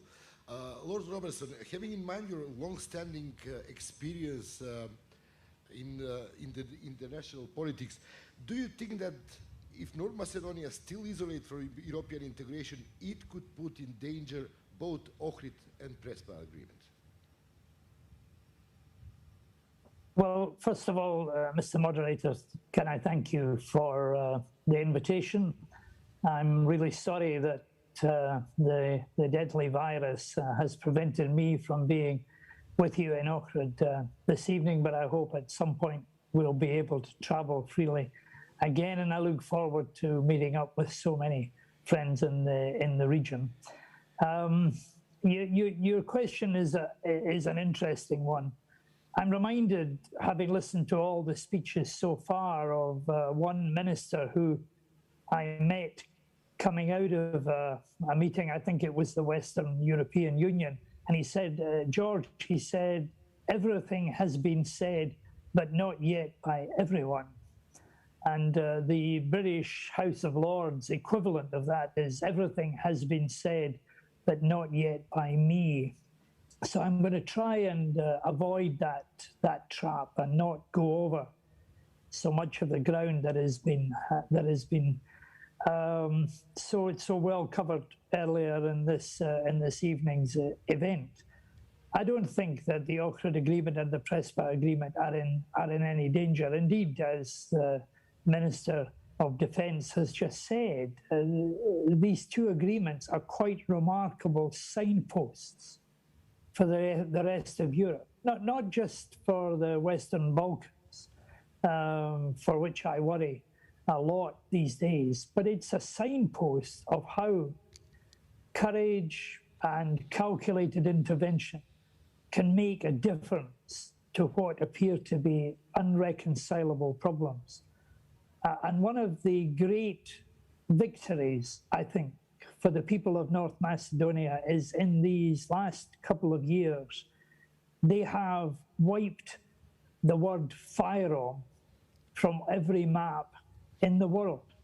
Firearm no longer exists. It didn't exist inside North Macedonia, but it existed in so many documents and on so many maps. It's now gone. And that is one of the great victories of the Prespa Agreement. And I'm so delighted that my friend Zoran Zaev and former Prime Minister Tsipras are on this stage this evening, because they showed unique political courage in taking on the forces of reaction and of nationalism in both countries in order to solve the name dispute that had eluded so many people for so long, and then opened the door for this country to move into the mainstream of Europe. That journey has not yet been completed because EU membership is there, but just slightly out of reach at the moment, but it will happen eventually. And the unification, as Mrs. Mogherini said, the unification of Europe at that point will have achieved a very significant moment. I recall quite vividly the 13th of August, 2001 in Ohrid. It had interrupted my family holiday. I endangered my marriage very considerably by having to leave our holiday home in Italy and come across for the finalization of the agreement. And sometimes making history can actually be quite ordinary. And in fact, that day was a bit of an anticlimax given the dramas and the cliff-hanging negotiations that had taken place during that momentous year for what is now North Macedonia. Javier Solana and I had spent hours, days, weeks on telephones, in meetings, on planes, trying to stop a country from careering almost inevitably towards another Balkan, very bloody civil war. So we had remarkable negotiations, multi-agency cooperation, eventually a military intervention, calculated military intervention, in order to achieve what was achieved at Ohrid on the 13th of August. But it was, again, another North Macedonian political leader who showed the way forward. Boris Tchaikovsky was not a comfortable president of his country. He represented a tiny religious minority. He was almost an accident in the post. And yet he showed a courage and a spine that confronted the forces of reaction who tried to prevent the movement towards peace and reconciliation in the country. And I spent so much time with that man that my admiration grew all of the time. His enemies called him a traitor, said he was undermining the nature of the country, said he was selling out, and yet he still stood firm. And that firmness has led to today's North Macedonia and to its people being part of NATO and part of a growing prosperity for all of its people. And I, if I can, Mr. Moderator, just take a moment to sort of give some of the names of the people who were involved at that time in 2001.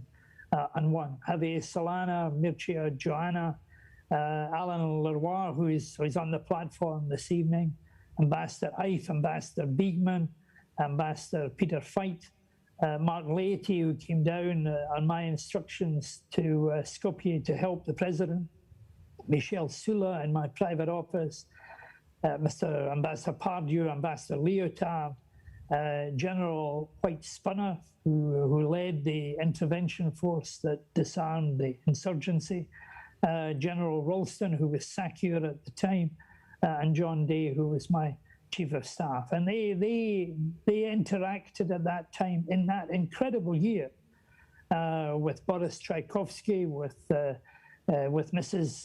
Elinka Matreva, the foreign minister at the time, with Defense Minister Bushkovsky, two very junior aides to the president at that time. One of them on the platform tonight, Nikola Dimitrov, and one of them, Stevo Penderovsky, the president of his country today. Mr. Jaferi and Ali Ahmeti were also remarkable players in what was a year that none of us will ever forget.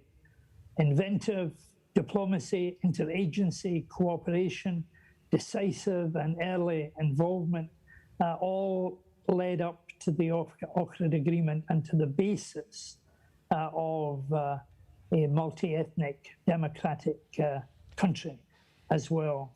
I don't want to take too much time. I know that you're suffering there from the heat, and sitting out listening to speeches is not a good way of cooling down the human body. But I want to finish with one anecdote, because at the end of that process, after the Ohrid Agreement had been signed, after peace had been achieved again, I went to visit the village of Tiarchi in the Tedovo Valley, a mixed village, which had been driven apart by the conflict at that time. And we arrived in a helicopter that day with television cameras, and I got out of the helicopter and was surrounded by children. We didn't know the difference between NATO and the supermarket's initials, who were wearing Juventus jumpers, wearing Manchester United strips, but caught at that moment in the drama of the helicopter landing and the television cameras. And in my final speech to the North Atlantic Council, I recalled that day because I made the point that had it not been for what NATO and the European Union and the OSCE had done, if it had not been for all of these names that I listed there of people who had helped the country at that time, then these kids might not be alive. Would almost certainly, we would still be refugees in other countries. And North Macedonia would have been torn apart in the way that so many other countries had been. And we felt proud round that NATO table that day that these children were celebrating football teams that they would probably never see in person, that were in peace and in safety, were alive and not crippled, living in a mixed village in a democratically united country. And that was because of courageous people and the people of North Macedonia who themselves had given support to the president at that time and had built a model from which a lot of the rest of the Western Balkans can take a very valuable lesson. I very much appreciate being invited to speak tonight, regret that I'm not with you, and wish the country of North Macedonia and its people the very best of luck in the future. Thank you.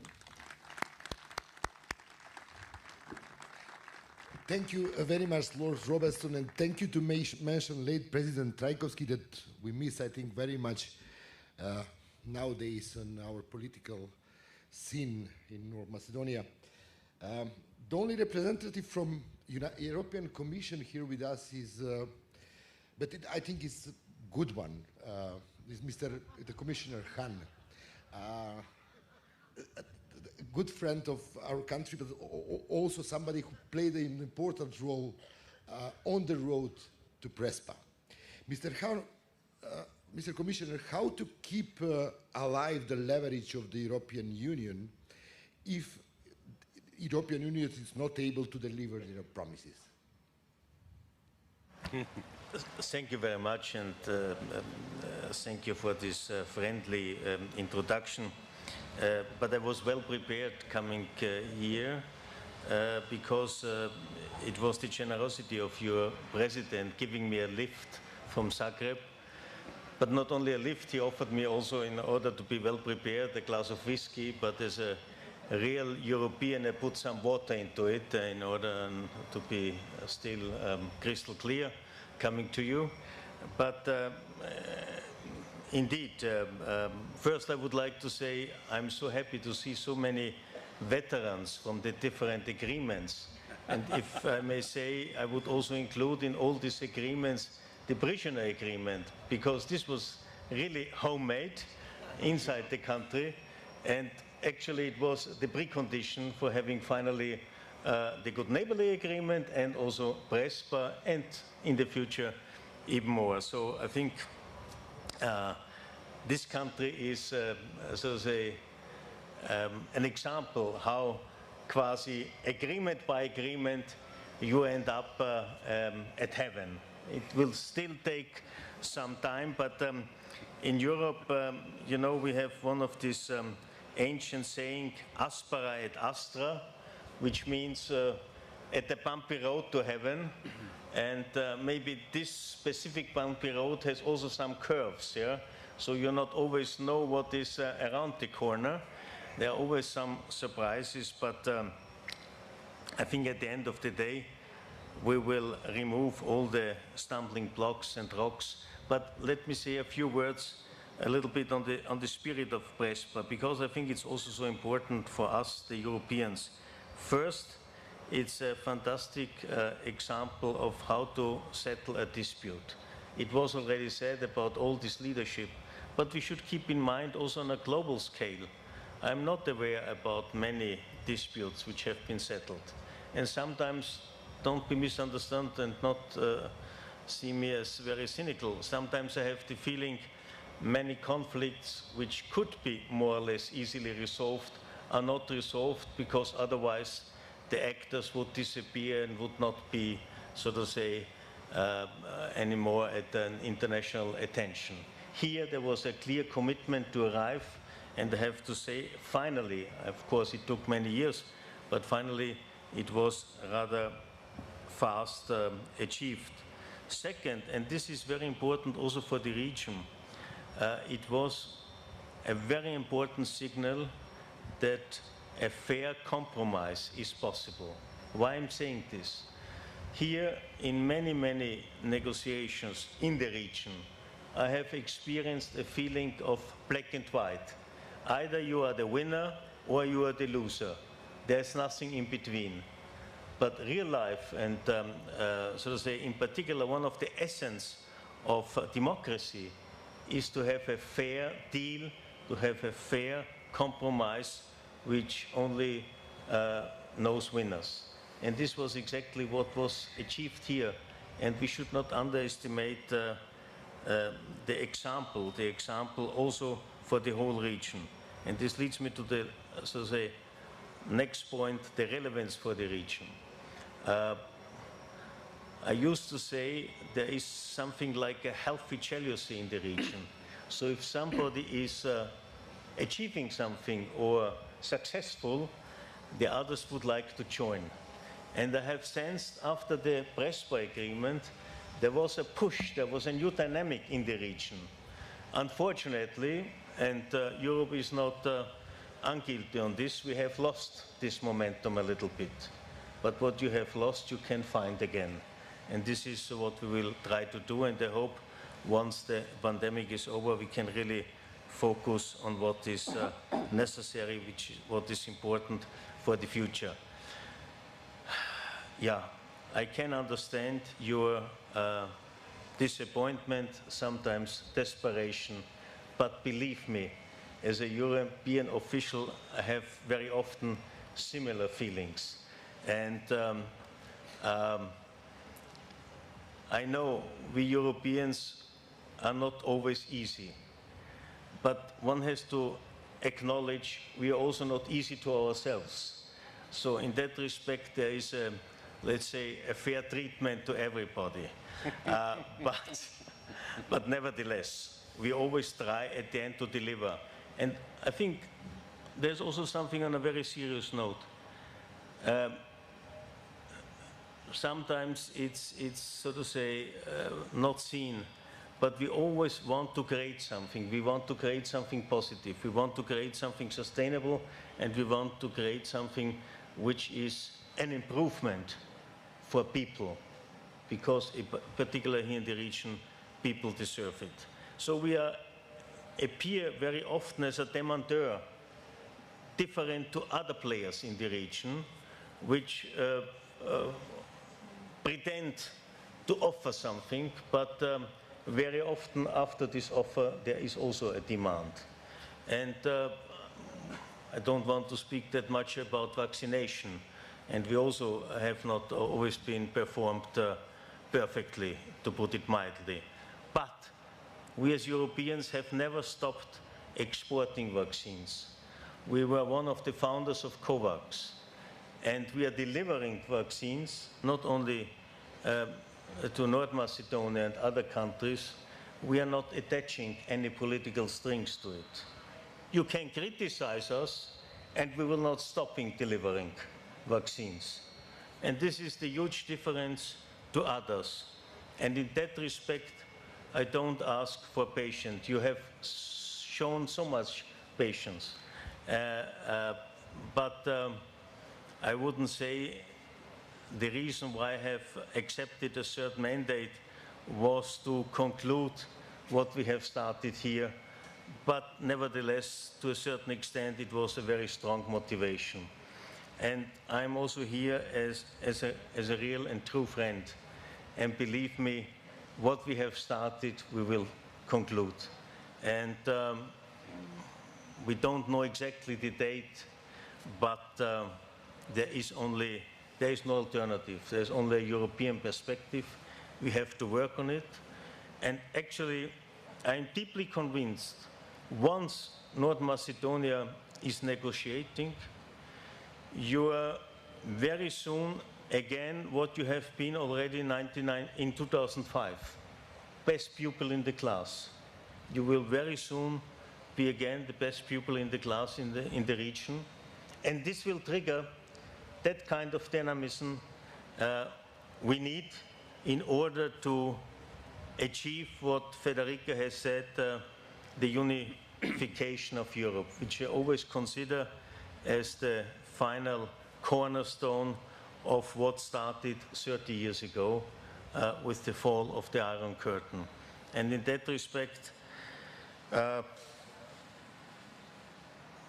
be reassured, there are many, many friends in Europe which would like to see you already yesterday as a member of the European Union.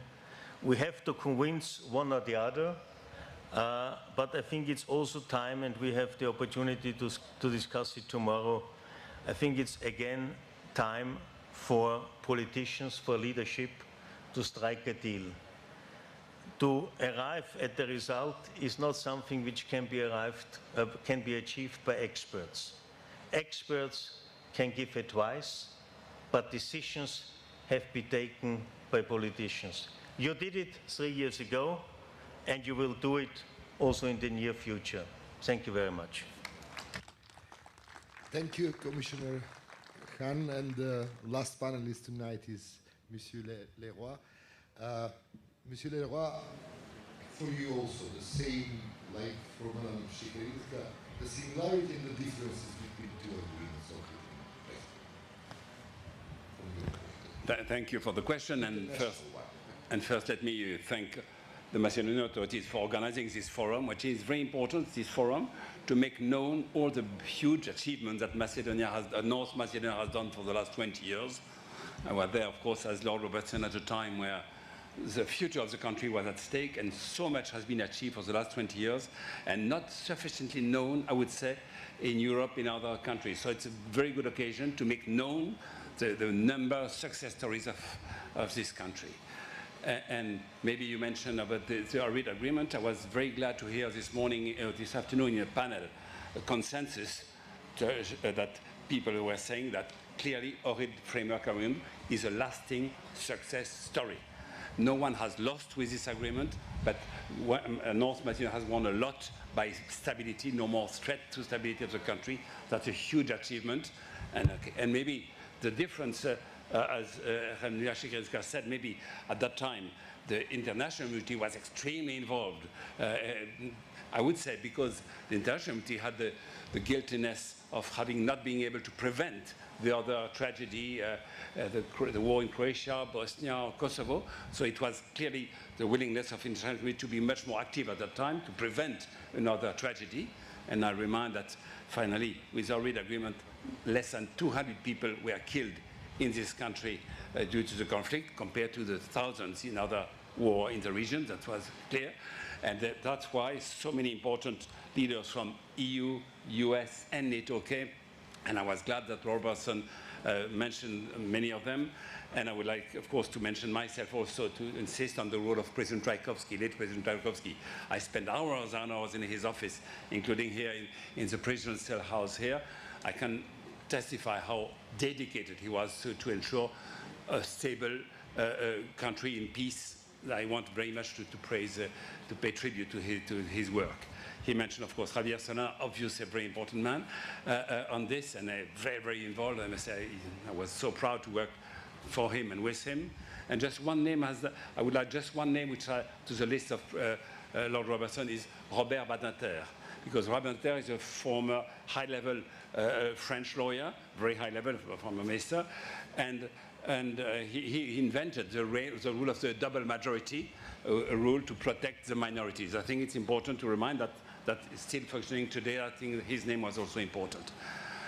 So very glad to see this lasting success story for Ohrid. And I'd like maybe to, because I want to be short because it's quite late already, just two other points. Just on Prespa agreement, I think everything has been said, but I just want to say that when Prime Minister Zaev was received by President Macron on 10 June, I think you were there, President Macron was also, as everyone here, so congratulating the courage and leadership of you, Prime Minister Zaev, and former Prime Minister Tsipras on this issue. He was very outspoken about that, and he said it could be a model for resolving disputes in the region. I must say he repeated the same word to Prime Minister Kurti when he met him 1 week after. So that's very much, I think everyone has said it, I don't develop, but it's very clear. And the last point maybe I would like to make also for President Macron and the road to the EU. As Commissioner Hahn just said, we feel here a bit some disappointment of the length of the process. But as Commissioner Hahn, as a lot of us and others, I remain myself very optimistic. When we see that North Macedonia has been able to achieve so many agreements, Ohrid, Treaty of Friendship with Bulgaria, Prespa agreement, there is one last step. And I must say, when I see, even in the last European Council of Ministers 2 weeks ago, when we see 26 member states saying very clearly they want to open the negotiation, and when President Macron said that so clearly to Prime Minister Zaev, France is keen to open the negotiation as soon as possible, and President Macron said also he will use his best efforts to ensure that there will be finding a solution with Bulgaria, probably along the line of the Portuguese presidency proposal, that when you see so many European leaders keen to ensure that this last step is overcome and that negotiation could start soon, I think we could remain optimistic. And I would not request patience as Commissioner Hahn, but will request confidence. The European Union is serious. The European member states is serious. I can testify, and I'm sure Prime Minister Zaev also, that President Macron is very serious to ensure that opening of negotiation shall start very soon. I don't have a clear date, but very soon, weeks and months, that's for sure. So big confidence, EU is serious, and I'm sure, as again Commissioner Hahn said, the day the negotiation will be open, as a good friend of North Macedonia, I know that the North Macedonia will go very quick, as you did in 2004 by candidating and getting the candidate status just 1 year after. So as you said, North Macedonia has all the expertise and the competence and has shown so many competence that once negotiation will be open, I'm sure the path will go very quick for that. I'll stop here. Thank you very much again for your attention and for this panel. Merci, Monsieur Leroy. That's the end of this panel. Thank you very much. And conclusions will be presented from Mr. Knut Fleckenstein tomorrow at the plenary session. Hope, Knut, you will find some encouraging message and the conclusions out of it. And now I would like to ask the Prime Minister Zaev to discover why Mr. Nimitz is the start of this evening. Please.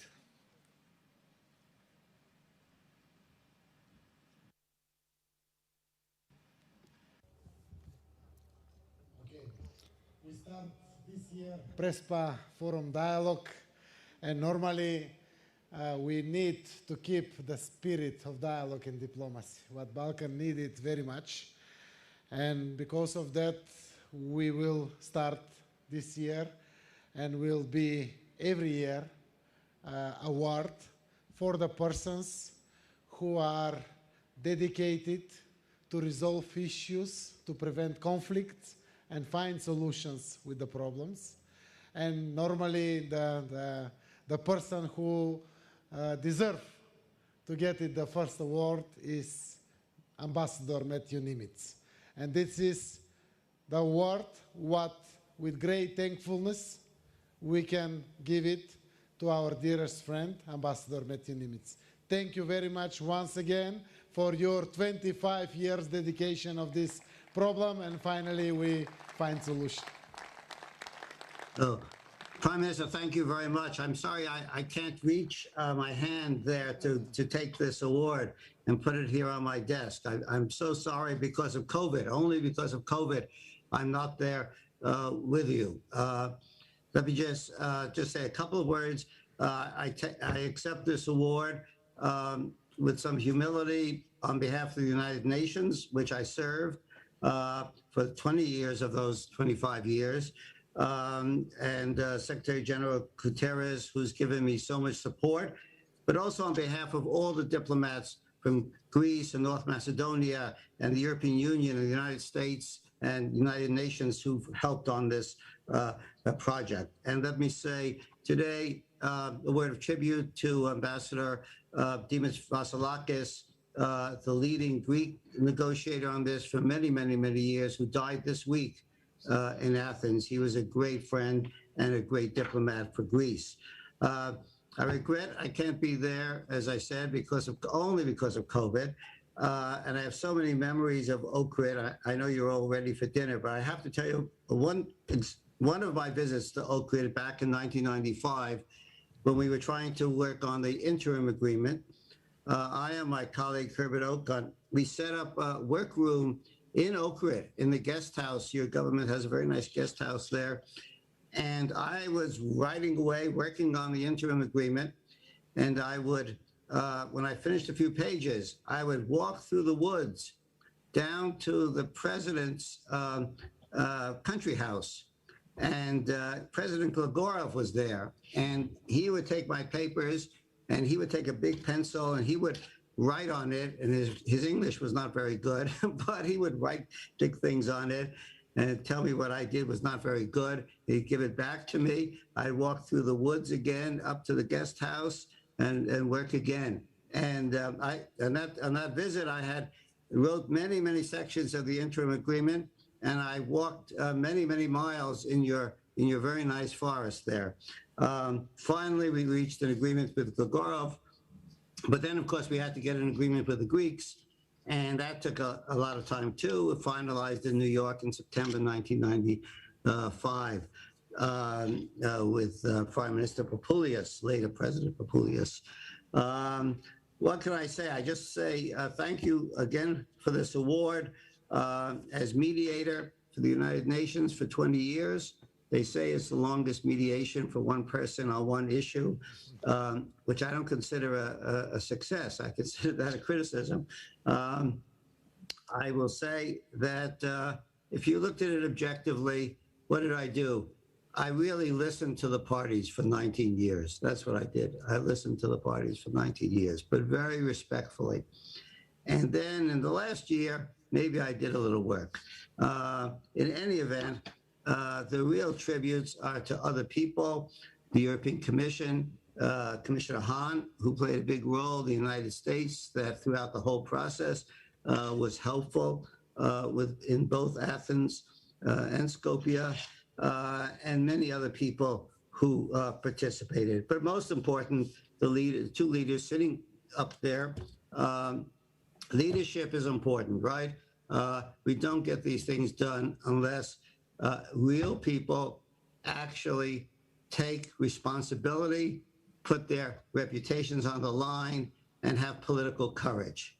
As Mr. Robinson said, courage is not very easy. It's easy to push, we say in America, kick the ball down the road, kick the can down the road. It's hard to say, I'm going to take responsibility and get this done. I think this Prespa Forum is a wonderful idea. The fact that you're going to want to give this award every year, Mr. Prime Minister, means that the area has to solve more problems, right? Because if you want to give this out frequently, you need to solve more problems. So I urge everyone in the region, we know the list of problems. Let's get on to solving them. Thank you very much again, Mr. Prime Minister and members of your government. Thank you.